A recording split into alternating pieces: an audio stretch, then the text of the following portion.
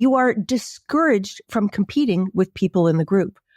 If you have what they call sharp elbows, you will not be liked. I coach these people that come from Latin America where, I can't come visit because my cousin's coming. Oh, bring your cousin. Well, she's got her boyfriend with her. Bring your cousin's boyfriend. There's enough for everybody, right? No, in Denmark, we got 8 chairs. We're going to have 8 people. We got food for 8 people. That's all we got. A lot of Americans, particularly left-wing Americans, idealize Denmark. Oh, it's so equal and, publicly funded university and publicly funded health. We should all be like this. Well, there's a cost to that.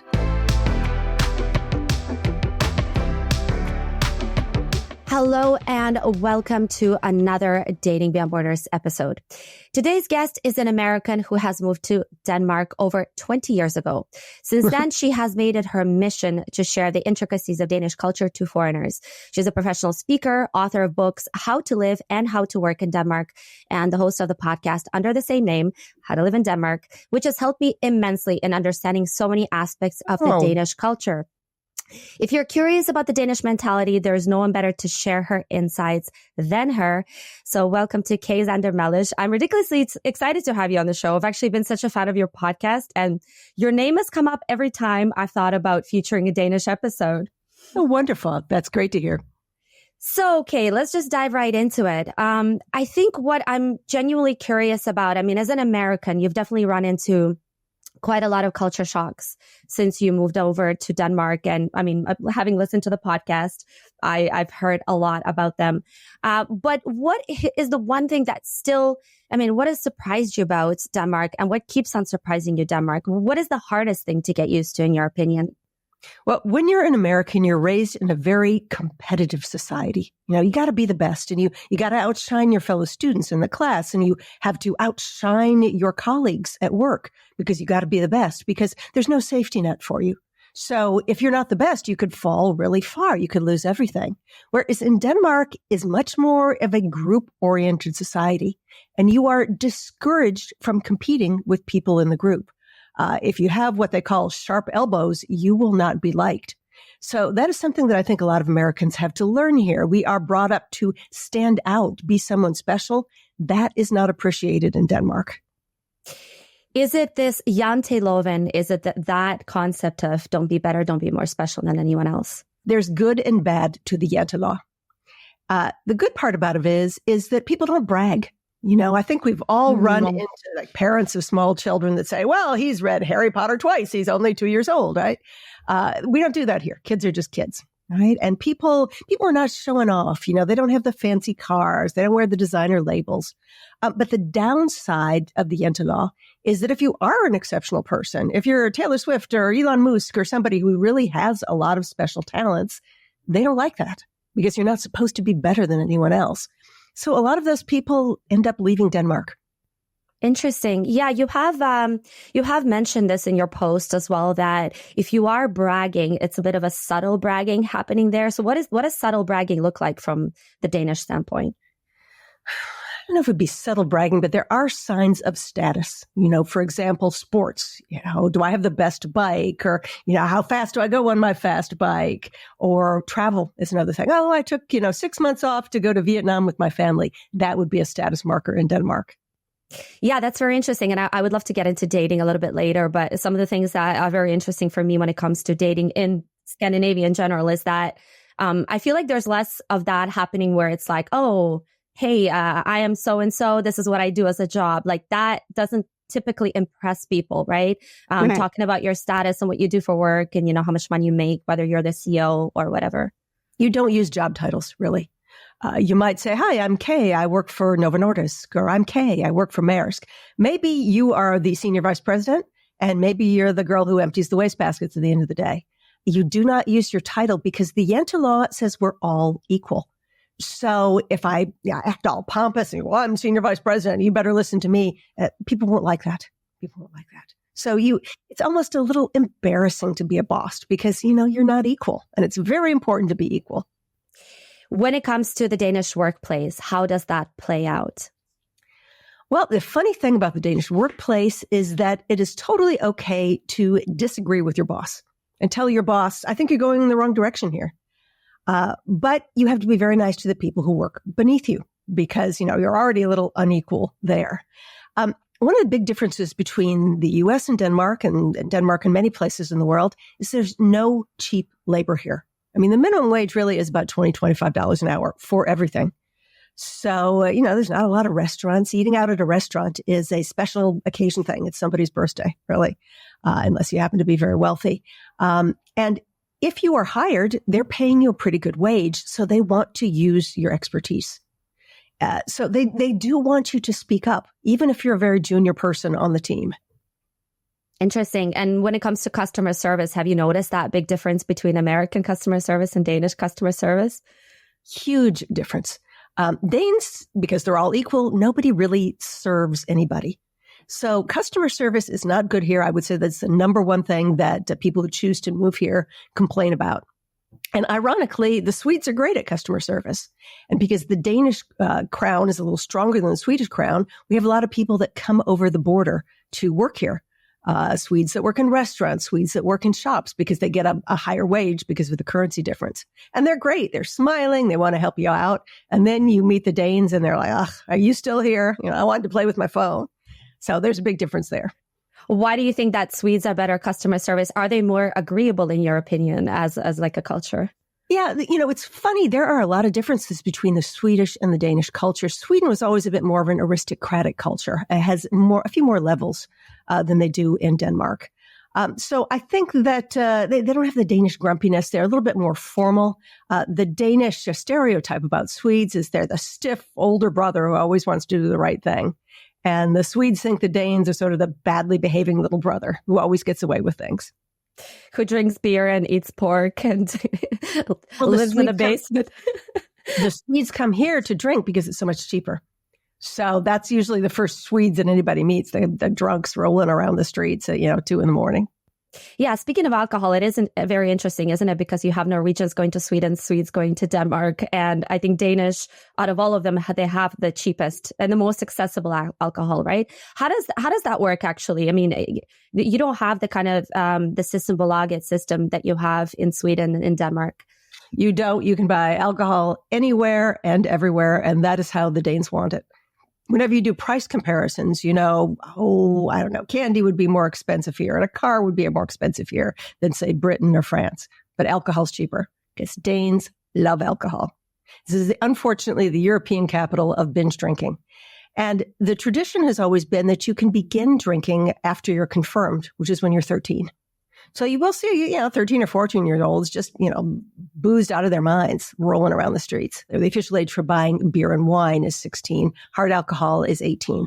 But practically, people start drinking long before that, and they start drinking hard. So you have a lot of teenagers drinking then? Oh, absolutely. Absolutely. And, we have a growing Muslim minority, and those kids don't drink, but, a lot of them smoke a lot of hash. So intoxication is unfortunately the Danish way. Why, in your opinion, Danish people drink so much? And of course, we have teenagers who drink a lot in so many countries. But for Denmark specifically and for Scandinavians, I mean, why is there such a need to get drunk? Like, it's not like, you go to Spain or you go to Italy and you have some dinner and you drink a little bit of wine and, you enjoy the process. But here it's almost like a race to the finish line.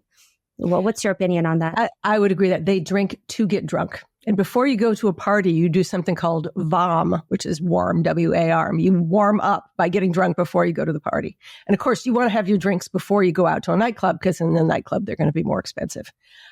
Parents approve of this. It is simply part of the culture. They buy alcohol for their kids. And a big difference here, of course, is that kids don't drive, at least not as much. You cannot get a driver's license until you turn 18. And it is really expensive. So it is very common to get a teenage job and save up to get a driver's license. In the U.S., you can't get anywhere without a car. So somebody's got to drive. Whereas here, there's more mass transit, there's bicycles and that sort of thing. So you don't have the drunk kid behind the wheel of the car as much. Yeah, very interesting. What else have you noticed about growing up in Denmark that is quite different from the American way of life? Well, so much of the American way of life is, getting into a good college. So there you are, you're 14, 15, 16, you're getting your extracurriculars, and you try to get your grades, and you're trying to get your SATs so you can get into a really good school. If you don't get into a really good school, it's going to be harder making the next step. We don't do that here. which program you can get into is based on the final grade in high school. It's one grade, involves all your exams and that type of thing. And the deal is here that university is paid for by taxes. We pay incredibly high taxes. Sales tax is 25% on everything. On cars, it's 85% for the first amount and 150% for the luxury tax on cars. And of course, fuel is very expensive. So we pay a lot of taxes, but tuition is covered by your tax dollars. So you don't have to pay out of pocket to study. But on the other hand, there's only a certain amount of places to study certain things. So for example, journalism, there's 100 places a year. You don't get one of those places, you're not going to study journalism. So you're not spending your whole teenage years prepping to get into a college, to get accepted into a college. It's more about getting that right grade and saying, okay, well, this is the grade I've got. These are the programs I can get into. Maybe I can't get into medicine, but I can get into nursing. Maybe I can't get into journalism, but I can get into some other communications degree. So I think you have a little more freedom as a teenager. I mean, of course you want to study, but it's not this weight hanging over your head the whole time. I think that is a nicer way to be a teenager. It's also very common, even for ambitious teenagers, to work maybe 20 hours a week. So you have your own money.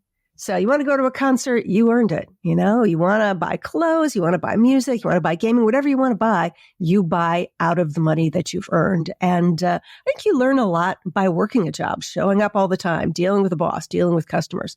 Personally, I think that's part of your education, and that's very common here.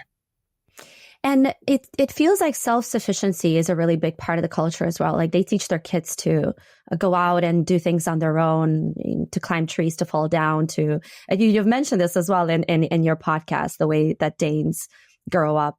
What have you noticed about that? I mean, what are the differences?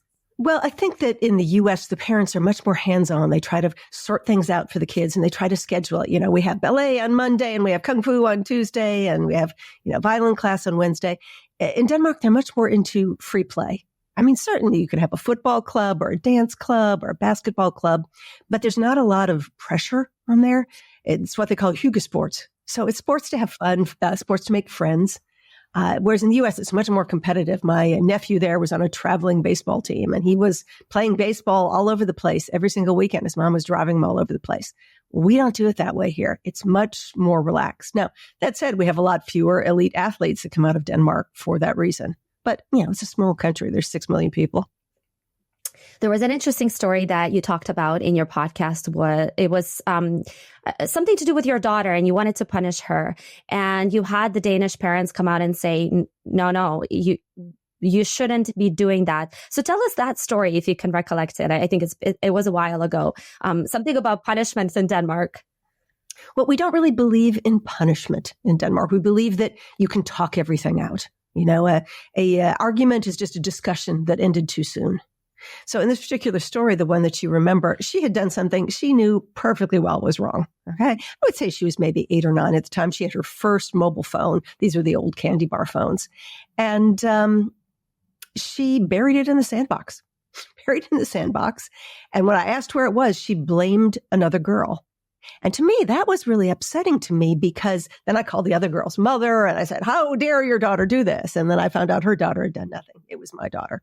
So in addition to lying about it, she blamed someone else. This is not appropriate behavior. And she knew it. She was old enough to know it. So I took her screens away for a month. No TV, no iPad, no screens, nothing. You read a book, which I thought was a pretty fair punishment. But boy, did the Danish parents get mad. They said I was being a bully. You should just explain to her why this was wrong. She knew why it was wrong. So I think it's good. Hey, if I ride the Danish subway without a ticket, I'm going to get a cash fine. She did something she knew she wasn't supposed to do, so she got quote unquote fine. So it looks like kids are treated almost as adults in Denmark. They're allowed to get away with more as well, it looks like, right? So yeah, I wonder what consequence that has on them. Well, I think that they learn more responsibility, doing things on their own, going places on their own. Usually by 9 or 10, you're getting around on your own here. By 15, you make your own medical decisions. So by 15, your parents are no longer in your doctor appointments. You decide if you want birth control. You decide if you want to get vaccinated, your choice. So people are more self-reliant. I would say that is absolutely correct. Yeah, that's very interesting. And something that I find really interesting about Danish culture as well is how open they are when it comes to certain, I would say, taboo subjects. I mean, nudity, for example. They seem to be pretty comfortable with nudity. I've talked to some people that have said that they've seen their neighbors walk around naked. And also just the approach to death as well. Right. You have mentioned that it was one of the taboo subjects, I think, but at the same time also, they expose their kids to, there was a story where, and I'm sure you know this story, where they went to the zoo and they watched the lion, the like public dissecting. And it was this huge scandal about how Danes, are allowing their kids to watch animals being killed. But it's kind of that they're teaching them the realities of life. Like if you're going to eat meat, this is where it comes from. So I'd love to hear your perspective on this. Well, my daughter's school raised chickens. They raised them from eggs and they saw them grow up and, it took about a year. At the end of the year, they wrung their little necks and they had chicken soup. If you're going to eat meat, well, yeah, why is it better to get it in the supermarket packaged in plastic? You should know where it comes from. So yeah, they are quite realistic also when it comes to nudity. There's a little tension there because, again, we have a growing Muslim minority and they don't find that so cool. But the old-fashioned Danish way is, yeah, they have no problem with nudity. But then there are other things, for example, that are more private. So, for example, if there is a crime, you don't see the mugshots in the media. Whereas in the U.S., oh, look, so-and-so has been accused of a crime. We don't do that here. The only time that there's a mugshot in the media is if a criminal's at large. Look for this guy. He's done a bad thing. As soon as they find him, they say, please delete the mugshot from all your media. So it's a different concept of privacy. Why so? Have you considered that the reason that they might be not showing the mugshots? Well, the idea is that, if that person hasn't been convicted yet, and also that person, has a family, why should their family have to deal with the fact that this person may have done something awful?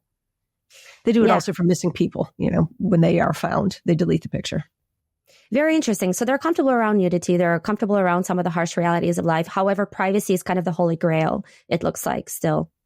Well, and also, as you probably know, in Europe, we have something called the GDPR, the Data Protection Plan, which means that, for example, if there's a video online from a local provider, I don't like it, my hair doesn't look good, I can call up and say, I'm sorry, I'd like you to take that down due to my privacy.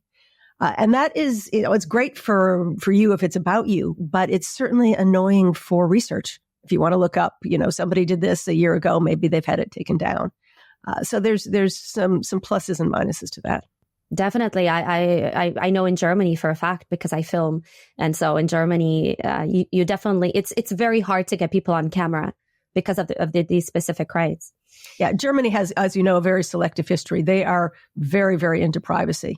But just as a journalist or, for me as a speaker, I can't take a picture of my audience and put it online because those people have privacy. So they would have to sign off or agree to having their picture online. Oh, wow. That's complicated for you then. Yeah. So when it comes to communication, Danes are said to be very direct. I mean, it's all in comparison, isn't it? I mean, in comparison to Swedes, they're known to be very direct. Have you found that personally to be true? I would say yes and no. They don't like conflicts, but they don't like packing things in wool either. And, some cultures, particularly in Asia or Latin America or even the Middle East, before you get down to business, you get to know the person, you ask about their family, you maybe drink some cups of tea. We don't do that here. We go right to the business. They like to do business first and party later. And that can be a little shocking to someone who comes from one of these cultures where it takes time to build up trust. But what I frequently say about Denmark is that you are given trust. They just assume they can trust you. You have to earn respect, but you're given trust. It's so important you don't lose it, because if you lose it, you won't get it back. Yeah, I've heard that Denmark, I think, is one of the more trusting societies in the world. I think it was number one at some point. I'm not sure if that's still the case, which makes sense. I mean, it's a very small country, right? A very homogeneous country, where at least it was. I suppose now things are a little bit different, but it's interesting for me that they can be quite direct, but at the same time, as you mentioned, they're a little bit scared of confrontation. And so I think the directness maybe comes from more the efficient aspect, right? Like, let's not waste time on the niceties and let's just get work done. Yeah. They're extremely practical people. They like to, and time is so key to them. Time is one of the few things in Denmark that cannot be taxed. So it's something that people really value. If, for example, I get a promotion at work, maybe I'll get a raise. Everybody likes money, but the government's going to take, half of that? So it's not that exciting, really. But they might want to give me an extra week of vacation. Well, that's really exciting. And Danes will take all of their vacation. And I think this is something that is a real big difference than as compared to the US or the UK. Because Danes have this social welfare pillow to fall on, they will take all their vacation and they're going to leave at 4 and they're going to disagree with their boss because God forbid it all goes wrong and they lose their job. They have 2 years income support paid for by taxes. Their health care is paid for by taxes. Their kids' school is paid for by taxes. So you don't have the nervousness. You don't have people with a fire lit underneath them as you might in the US or UK or other places. What time do people typically go home from their jobs? Do they leave their work early? I wouldn't say they leave their work early, but I would say generally the Danish workday is 7.5 hours. Now, sometimes people are on salary, they choose to stay later, or that's the culture of the place. But what you don't have is people staying late to kind of put in FaceTime to show, how dedicated they are. And a weekend is really a weekend and a vacation is really a vacation. Do not call me. Do not call me unless the building's on fire. Because my time off, my time I spend with my family, my partner, my hobbies, if I don't have a family or a partner, is precious to me. It's the most precious thing I have. Yeah, that's very interesting because that's definitely not the case in the US, is it? I'll get back to you right after my operation. As soon as I wake up, I'll be on the phone.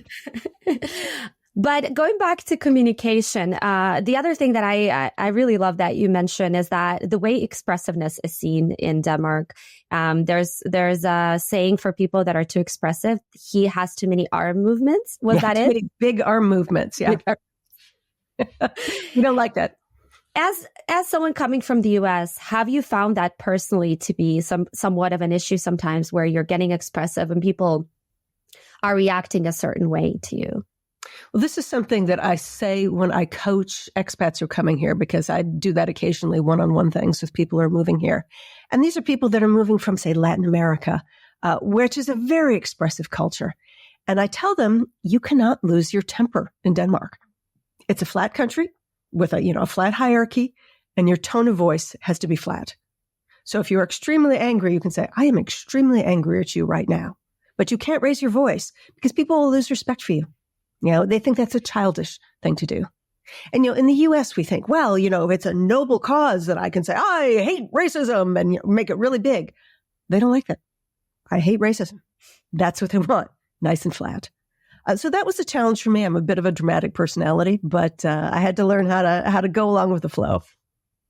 Yeah, that's very interesting. I mean, speaking of Latin America, I think that's incredibly relevant. I mean, being expressive, as you've mentioned as well, it's a sign of a healthy human being that you have emotions, that you're passionate about something. And so in Denmark, that would be such a different connotation. So I can imagine being in a relationship with a Danish person. You have, let's say, a Colombian girl and a Danish guy. And when a conflict arises, one is used to dealing with a conflict in a very passionate and expressive way, and that just wouldn't be taken well. Like, sit down. Let's talk about it rationally. Yeah. Yeah. But, I think opposites attract. And Danes love Latin cultures for that reason, because they seem warmer. So you do see a lot of pairs that are mixed. Sometimes, the guy is from a Latin culture and the girl is Danish, or vice versa. Or same with gay couples. Very interesting. And has there been anything else that has, I suppose, been quite difficult for you to get used to with living in Denmark? Potentially even, making friends or striking up conversations with people. Has that been difficult because it's such a private society? It is. And I love just having random conversations with people. You're in line at Target. I love your shoes. Where'd you get your shoes? Right? Or you're at a bar and you talk with 5 people and you'll never see them again. It's super fun. They don't do that. They talk to the people that they know, and oftentimes the people they've known for years. That is a tricky thing for people coming here. And one of the things I tell them is, if you want to move to Denmark, you should be an extrovert, because you're going to have to do the heavy lifting. Yeah, they're lovely people. Once you get into their friendship circle, they are great friends. They're honest, they're loyal, they're trustworthy. But getting into that circle is difficult. So you need to be outgoing. You need to be the one that searches people out and makes the invitations. And you've got a niche interest. It's brilliant. Whether it's Dungeons and Dragons or, knitting tapestries or something like that. The more niche, the more you're going to be able to find people that you really, have something in common with. What has personally helped you? I mean, you've been here for 20 years, so obviously you've gone through it all. What has helped you make friends or create those contacts? Well, in my case, having a child, because then I was in contact with all the parents and I had something in common with the parents. But also I've worked at several different places. I've met some great colleagues at those places, some that I've taken, even after I've left the job as friends. And also, I would say getting involved in clubs. Danes love clubs. So I was in Krav Maga for a while, the Israeli self-defense method, super fun. And I tell people that if they want to make friends, they need to choose an activity where you're introduced to people. So, martial arts is perfect because you're just fighting one person. Salsa dancing is perfect. You need an excuse to get talking with people. Yeah, it is interesting, isn't it? I feel like Danes and Scandinavians at large, like they need to keep seeing you over and over and over and over to keep building that trust with you, right? Because if you're just a random person, like as you said, small talk is such a huge part of North American culture that you could just have a conversation with someone. When I talk to Europeans in general, but I feel especially like when it comes to Northern Europeans, they find small talk such a waste of time and so fake. They like to say it's very superficial and it's not, what's the point? We're not actually trying to get to know each other, and they find it awkward as well. I think because they're just not used to it. Mm-hmm. I personally think small talk is great because whatever meaning you attach to it, it's another way to get to know a person or even just to get out of your head, even just to connect with someone, right? Agreed. As someone who works from home, I always say this, like small talk, you need to connect with people, and if I find this is something interesting that I find about the Scandinavian society is that like making friends when they're 5, 10, 15 years old and then closing the friendship doors, that could be really tricky for foreigners coming to Denmark or Sweden or Norway. And it's that comfort level, isn't it, with having that same friend group for years and not really wanting to switch things up. And I think a lot of what Scandinavians love is that routine comfort in their life. But this is why I tell people if they move to Denmark, they should seek out Danes who did not grow up in the area where you live. So I live in Copenhagen. My friends grew up in other parts of Denmark. So they don't have that old friend network. In addition, they don't have all their family members here. Because otherwise, if you find a partner who has all their family members nearby, you're going to end up every single weekend going to these family events, which is, one long table and you sit there for hours and you got to talk to Uncle Hendrik and Grandma Inge and that sort of thing. Oh my God. Every once in a while, totally cool. Every weekend, it could be a bit much. So if someone comes from another part of Denmark, they can be as lonely as you are if they've just arrived here.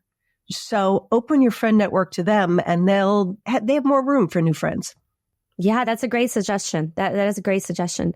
When it comes to get-togethers, going to Danish parties or dinners, what have you discovered have been the biggest differences between American style get-togethers and Danish style? Well, this is what I tell internationals when they come to Danish dinners. You need to go through the room and shake the hand of every single person that's there and say your name. Oh, your name's Joe? Kay. Jens? Kay. I made a Kay. You shake the hand of everybody there, even if you just wanted to talk to the first person, because we're all equal. It's very bad manners not to introduce yourself to every single person in the room. So then you sit down at these long tables to have dinner and you will be there for hours, absolutely hours. So, and you're not allowed to kind of move around like, oh, that guy over there is really interesting. No, too bad. You're not talking to him. You're talking to this guy and that guy and the guy across the table. That's who you're talking to. Maybe you can break up around dessert time. And it's very, very long. One of the problems that I had is, in the US, if someone invites you to dinner, maybe it's 7 and you have a nice meal, you're done by 8:30 or so. Usually you move to another location. It's like, oh, let's go in and do some video gaming, or let's shoot some hoops, or let's go see the roses in the garden. You move away from the table to a different spot. And if they don't ask you to move to a different spot, they want you to go home. The evening is done. They have to get up in the morning. Right? But in Denmark, you sit in those chairs that you were sat in when you arrived until midnight, drinking successive bottles of wine, right? So when I first got here, I made the mistake, okay, it's 9:00, we're not doing anything else. Time for me to go home. Needless to say that I offended a lot of Danish people that way. They're like, why is she leaving? Did she think this is McDonald's? She just eats and goes. And this is what it generally is when you talk about cultural differences. Both people are trying to be polite. They just have different expectations. And once you understand the other person's expectations, you understand why they're acting the way they are. Yeah, that's such a great point. When it comes to food and something that I've heard about Danish get-togethers and Scandinavian get-togethers is that Sweden at one point was, I don't know if you've heard about Swedengate, where it's if a child is playing with your child and it's time for dinner, you would put the child in another room and make them wait until you finish your dinner, and then they can continue playing, but you wouldn't invite them over. And something that seems to come up time and time again, not just for Denmark, but for the Netherlands and like surrounding, I would say, countries. Have you found that in your experience to be true, where it's like, if you're invited for dinner, it's not going to be the American style get together where there's like the table is bursting with food and there's just, it's a lot of food. It's going to be very much prepared for the amount of people that are present and not a person more. Yes. Indeed. And, again, I coach these people that come from Latin America where, oh, I can't come visit because my cousin's coming. Oh, bring your cousin. Well, she's got her boyfriend with her. Bring your cousin's boyfriend. There's enough for everybody, right? No, in Denmark, we got 8 chairs. We're going to have 8 people. We got food for 8 people. That's all we got.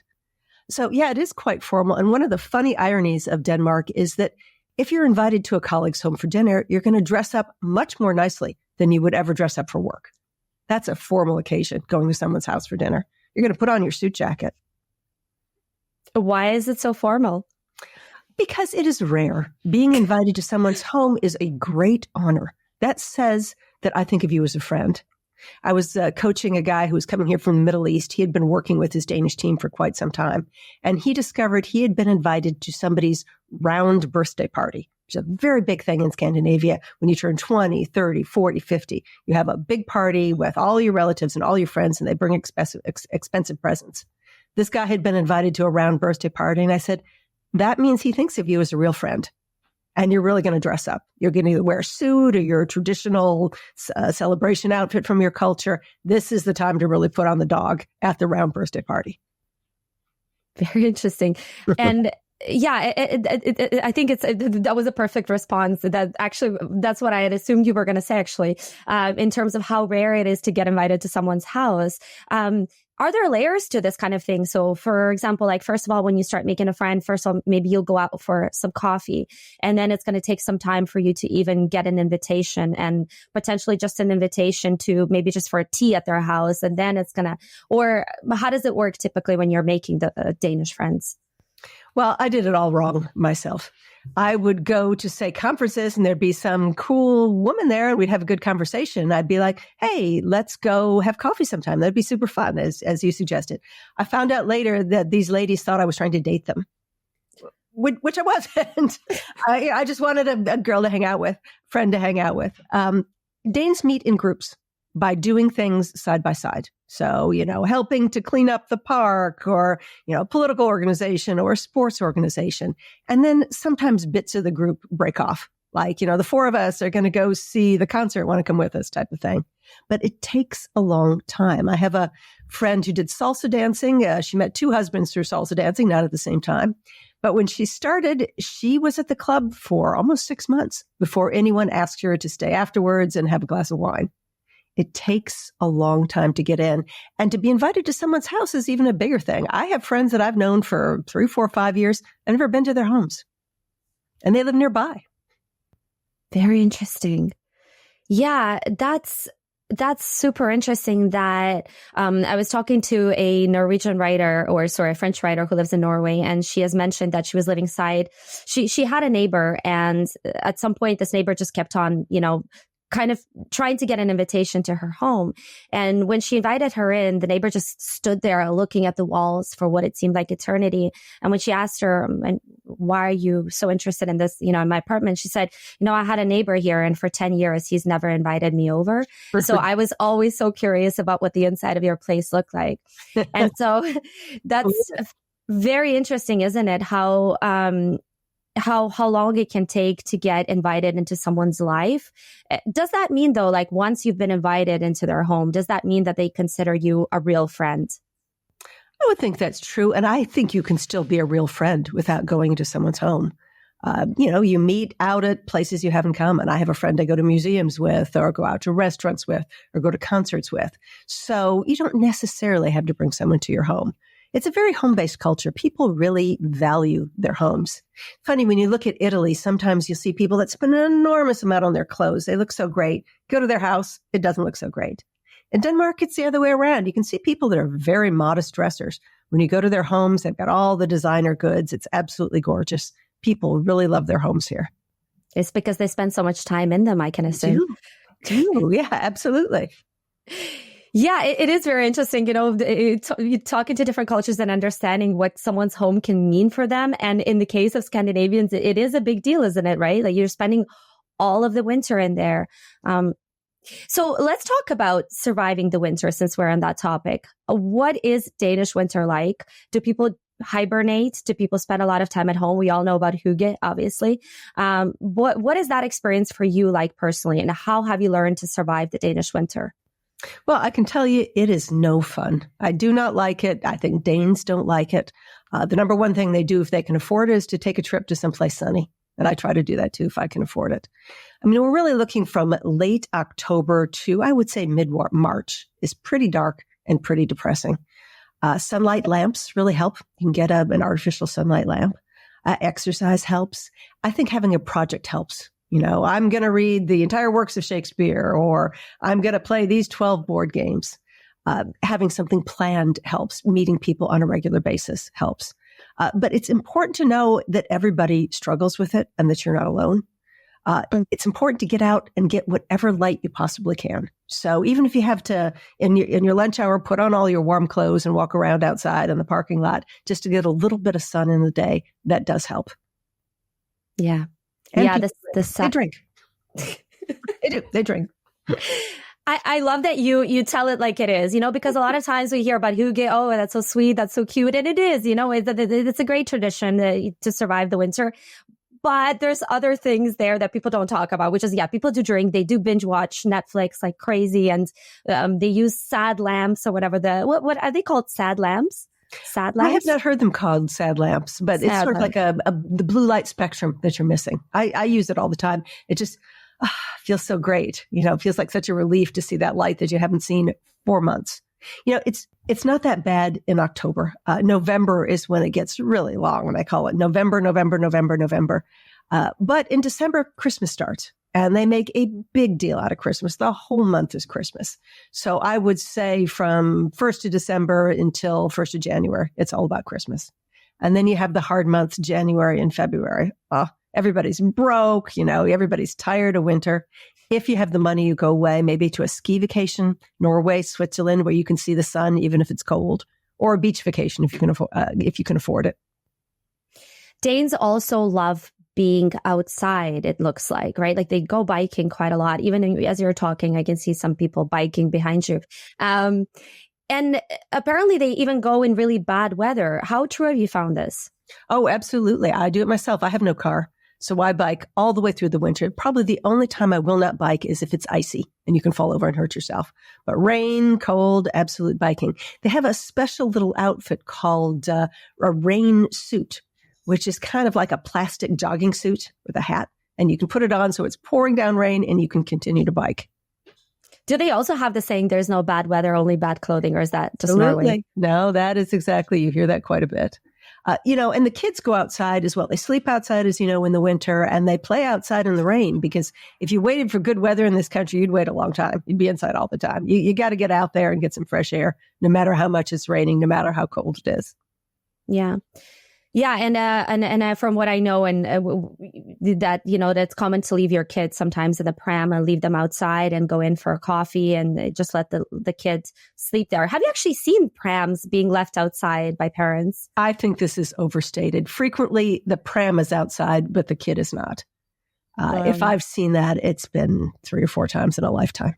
So, maybe in a small place, right? But not in Copenhagen, I would assume. Yeah, I do not see it in Copenhagen, and like any big city, we have a thievery problem here. People steal bikes, people steal prams.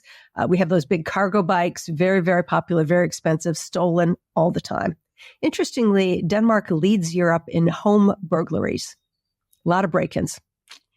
Because, there's so many nice hedges around the house, and inside you have all these beautiful designer things. So, people come here, special order. I'm going to get one of those and one of those. Often drive it back to their home countries elsewhere. Something about interior design that I've heard when it comes to Denmark is that people seem to live almost identically. They'll have the same furniture, they'll have the same, decorations, the white color of the walls. Have you found this to be true just by being in Danish homes? Yeah, I would think that is true. It is a monoculture. Even now when it's a little bit more, people have different skin colors and different religious backgrounds, still, people listen to the same music and they watch the same TV and they eat pretty much the same food, with a few dietary restrictions. So, there's something, this is considered good taste, this vase, this chair, and they're very proud of Danish design. So I think you're right that many people will have similar designer items in their home. Okay, well, let's jump right into dating because, as you know, my channel focuses on dating, but not just dating. I love talking about culture because I'm trying to understand the mentality around different cultures. But when it comes to dating in Denmark, what have you personally discovered? You talk a lot about online dating and the profiles that people have there. So let's start with online dating. How does that look like? Well, it's quite common here. The Me Too movement kind of hit Denmark hard because there were a lot of prominent people, politicians, business people who had gotten really drunk and had taken liberties that they probably shouldn't have taken. So that came out and people were like, oh, okay, we can't do that anymore.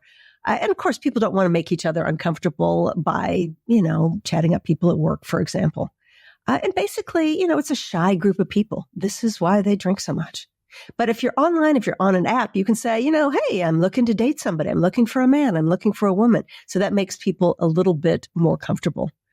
It's interesting to see, what people show off. And as I mentioned, what status is, they'll show off their bike riding, themselves on a fancy bike wearing a fancy bike outfit, or they'll show off their vacation in some place exotic. We don't really see the sort of showing off the watch or showing off the fancy car. That's not really in Denmark. So it's more about what you do and how you exercise. Online dating is a really big part of the culture, I would assume. I mean, in Scandinavia, because people don't meet each other organically. We don't in the rest of the world anymore either. Let's just be honest, unless you do go to Latin America or, somewhere where people are a lot more outgoing. But overall, I mean, online dating is a thing everywhere. And in Scandinavia, it's not just used for hookups. I would assume it's used for everything.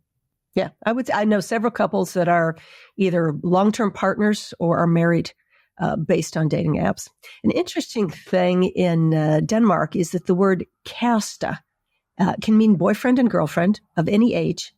And it can be somebody you met 3 weeks ago or somebody you've been together with for 30 years and you got 2 kids. Kæreste kind of means most loved one.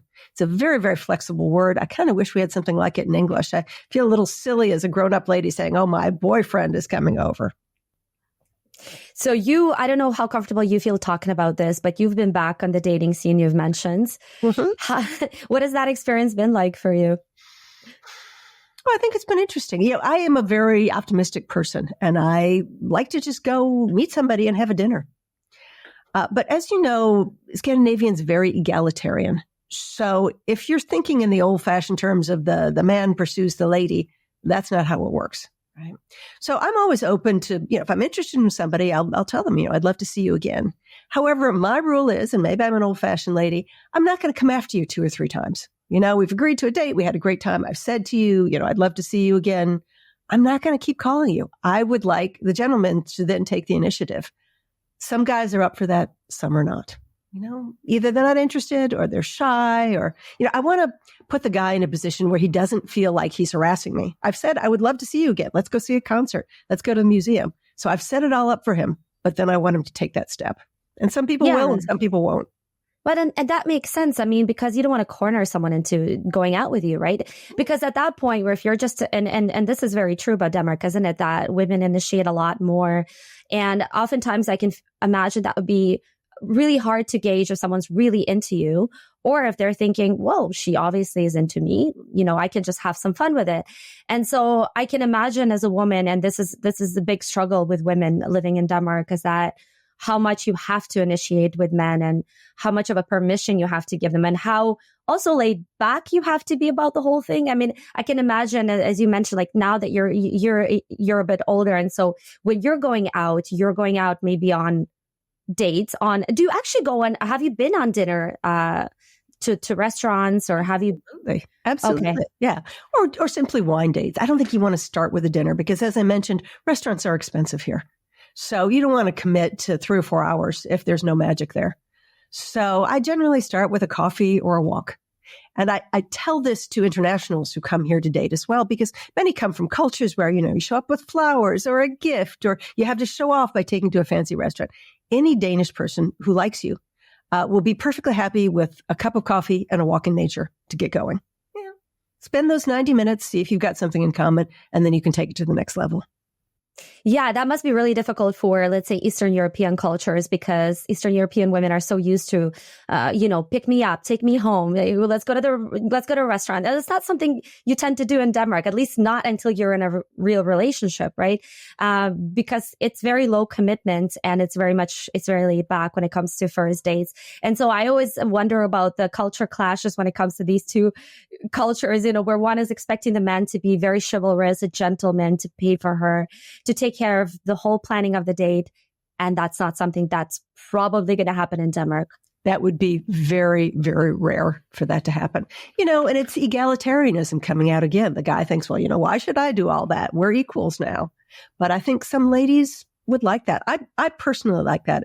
I've been on a few dates with a fellow, and I like the fact that he says, I want to try out this wine bar. La Pampente was the last one we went to. Why don't we meet there? Does 7:00 work for you? I love it. But not many guys do that. And then sometimes you end up with a sort of stumbling, well, you want to do something? Well, when do you want to do it? Well, where do you want to go? It's much more sexy, in my point of view, to make a suggestion. Yeah. It seems quite passive, isn't it? It does. It is passive. I like a little bit more, I wouldn't call it aggression, but what's the word I'm looking for? Initiative. Yeah, exactly. What is the attitude around sex in Denmark? Are they more liberal when it comes to sex? Are they more progressive, and do they talk about it, and are they open about it with their kids? What have you discovered in your experience? I would say they are liberal to a fault, and sex goes before commitment and sometimes even before conversation. I think for young people, it's very common to be drunk, to meet someone at a nightclub, meet someone at a party, go on home and decide the next day if you want to get to know each other. And if you want to do it that way, God bless you. That personally does not work for me, but that's what some people want. And I also find this dating online that I've actually had to say, guess what, guys? Not sex on the first date. That's not what I'm here for. Because you do end up with people like that saying, hey, why don't you come over to my place now? Maybe you're looking for someone who's not me. Yeah. It's definitely a thing in the younger circles as well, where sex is so easy to come by, and everything is a little bit commitment phobic. And so it's easier to have sex with someone than to actually get to know each other. Yeah. Because as you said correctly, I mean, people drink a lot, right? And so when you're drunk, it's that excuse to get out of your otherwise reserved demeanor and to let loose and to go out and have fun. And I've had conversations with Danish people where I was told that it's very simple. When you're like in your 20s, you go out and you go to a bar, club, you hook up with someone, then you walk out and you pretend like you don't even know each other, which I found to be soul crushing, to be very honest. Yeah. It's incredibly liberal. And I just feel like to a point where sometimes you're doing so much of that you become almost numb to the whole experience. Right. And what do foreigners struggle with when it comes to dating in Denmark? Have you heard any kind of stories of people not really, the dating scene being really complicated for people? Oh, sure. I think a lot of guys struggle with, what do women want? Because you're so equal, there's not anything that the guys can provide that the women don't already have. And of course, what women want is a companion, somebody to spend time with, somebody to get involved with. But there's no rules to play along. And I think that's very frustrating for people. I think women sometimes feel that they'd like a more assertive man, but they also discourage the guys from doing that. The standard thing where a guy opens a door for a lady and she says, don't open the door for me. I can open it himself. And then he doesn't want to open the door for the next lady. So I think it's very confusing for guys that there are not a lot of really obvious gender roles to play along with. Yeah. So you've lived in Denmark for 20 years at this point. Mm-hmm. How has Denmark changed you as a person? What have you discovered about yourself since living here? And do you feel like now if you went back to the US, you would struggle with the American culture? Well, Denmark has changed and the US has changed. So, it's been a long time. And when you go back to quote unquote your homeland, you're going back, it's a river. The river's moved on while you've been gone. Denmark is a much more gentle place to live. There's less competition. There's also less energy. So I think that, for example, New York City, where I lived in my 20s and early 30s, that was a fabulous place to live. So much energy, so much going on. But I think that's a good place to live when you're young and single. I don't think that's necessarily a good place to raise a family. That just happens to be my personal opinion. So I think Denmark is a good place to be very young, to be a child. And I think it is a wonderful place once you've established yourself in your career, to establish yourself, to see the world, to get some excitement, to really stretch and challenge yourself. It's a little country. There's only so much and so far you can go here. So in answer to your question, I think Denmark is great for the time of life that I'm in. Is there something that you still miss about the American way of life? You mentioned energy. Sorry, that was really interesting. That kind of hit home. I would say the energy, the diversity, just talking to random people. I think that's totally fun. I'd certainly miss the shopping. We have terrible supermarkets here. They have these itty bitty supermarkets. And if you're making a dish, particularly if it has, some unusual spices, you're going to go to 3 or 4 different supermarkets to get what you want. And so many Americans here are like, I miss Target. I miss Walmart. Just being able to go to one place and get everything you need. So I miss the consumer convenience. This is not a culture built on convenience. It's a culture built on equality.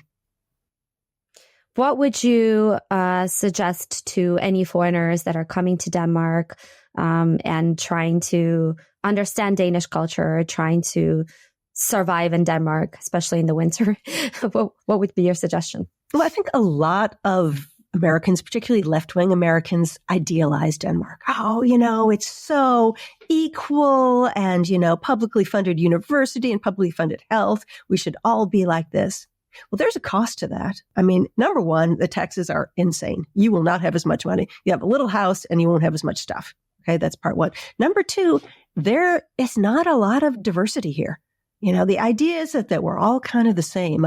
An American woman told me about how she brought her child to the daycare with all different braids with different color ribbons on them. Yeah, she was not an person of African descent. This was just braids.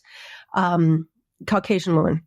When she came to pick up her child at the end of the day, all the braids were gone and all the ribbons are gone. And the mom said, well, what happened to her braids and ribbons? Oh, it made her look too different than the other children. Being different, standing out, being exceptional, that's not what this country is about.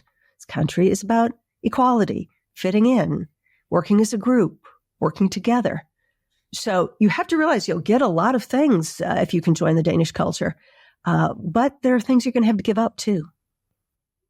Oh, what a great point. I love the honesty with which you talk about your experiences. I agree with you. I think we do idealize Denmark and Scandinavia, being the happiest countries in the world. And actually that was one of the last questions that I wanted to ask you. Do you genuinely believe that Danes are happy, or are these studies are obviously not done on woohoo type of happiness, right? This is more health and security and economic prosperity. But do you find that Danish people are happy, or are they comfortable with their style of life? Well, it's funny. I think they're content because they don't have the same worries that we might have elsewhere. But to internationals, they're going to talk about how great it is because they really do believe they have the best country in the world. Yeah, and they really do believe the Danish way is best. But if you catch them in their own language, away from the internationals, they're complaining all the time. I like the health service. We're like, ooh, public health service. There's a Danish joke. We don't have the death penalty in Denmark. Instead, we have the public health service. I heard about that. I heard about them giving, what is the paracetamol for everything? Yeah, everything. Yeah, indeed. Because it's public. So, there's a limit to how much you can get. There's many good things about Denmark, but when the internationals are not listening, when the foreigners are not listening, there's a lot of walk. And walk means just nonstop complaining. And Danish people know how to complain. I can tell you that. Yeah. Yeah, it is great, isn't it? How we idealize these countries and we say, oh, the Scandinavians have got it figured out. They know what they're doing. And then you come to Scandinavia and you realize, okay, there are some issues that people, we don't think about this from the outside. We think it is just perfect and they have it figured out, So it's really great to have had the chance to listen to you. As I said before, and I'm not lying, I've been such a fan. I've listened to your podcast. The whole thing. And it was just completely eye-opening. And I love the honesty with which you talk about it. You don't just talk about the positives. You talk about the actual culture. Mm. And as you've said as well, I mean, culture is culture, right? It's understanding that the way we perceive politeness, the way we perceive communication and connection and dating and relationships is just very different around the world. Sure. And so this is why I love talking about culture. And yeah, I just wanted to thank you so much for being a part of this episode. Mm-hmm. And where can people find you? Well, the How to Live in Denmark podcast is available on Spotify, Apple Podcasts, wherever you get your podcasts. You can get the How to Live in Denmark podcast. I think we have 128 episodes now, but they're all really short. They're like 7 minutes long. So if you're cleaning out your basement this weekend, you can just play them one after another and hear them all. And then I also have 5 books on Amazon: How to Work in Denmark, which is about Danish working culture; How to Live in Denmark; and Working with Danes, Tips for Americans. That is from my country men and country women about how to work in Denmark. Amazing. So I'm going to link to all of this below on YouTube, or if you guys are listening on Spotify or Apple, wherever you're listening or watching this, I'm going to link to Kay's work so you can go and check it out. Kay, thank you so much. Sure. And it was so lovely speaking to you. It's been a pleasure. Thank you so much for having me.